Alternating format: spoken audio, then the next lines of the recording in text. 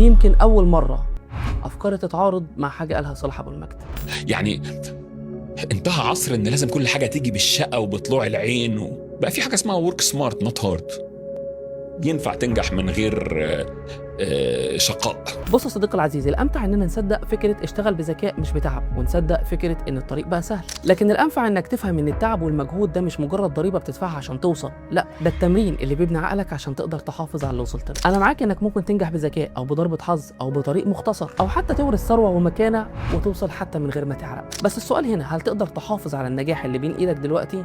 قولا واحدا لا. اللي بيوصل من غير ما بيدعك ويشوف الشقه وطلوع العين للاسف ما بيبقاش عنده الصلابه اللي تتحمل خبطات السوق. للاسف النجاح السهل بيخلق عقليه ونفسيه شخص هش، اول ما بيقابل منافس شرس ينزل له الملعب هينهار ويخسر كل حاجه في ثانيه، لانه ببساطه ما استواش على نار هاديه عشان يبقى قد النجاح ده. الشقه والخطوات الصعبه بتعلمك قيمه العمل وقيمه القرش وازاي تدير الازمات. المجهود وتعب البدايات هي اللي بتخلق جواك السيستم اللي بيحميك من السقوط بعدين. وقبل ما نختم خلينا نتفق ان صلاح ابو المجد هو قيمه كبيره وكلنا بنستفيد منه، ولكن مفيش مشكله ان كل واحد فينا يكون عنده وجهه نظر مختلفه. وجهات النظر المختلفه والاختلاف والنقد البناء ده بيوسع مداركنا وبيخلينا كلنا نستفيد. اياك تهرب من التعب، التعب ده هو اللي بيخلق منك شخص صلب قادر يشيل نجاحه وما يوقعش. وعشان كده لو عايز تدمج ما بين الانفع والامتع وتعرف ازاي تبني عقليه وبراند على اساس صلب ما يتهزش مع اي ازمه، يبقى اتبعني. ومن موقعي هذا احب اقول لك ان احنا بنساعدك ان انت تبني براند لنفسك او تعمل ماركتنج شغلك من اول الفكره للسكريبت للتصوير والمونتاج للانطلاق على السوشيال ميديا. ده كان شوت قهوه بعرس الدرش، تابعني واستنى الشوت الجاي.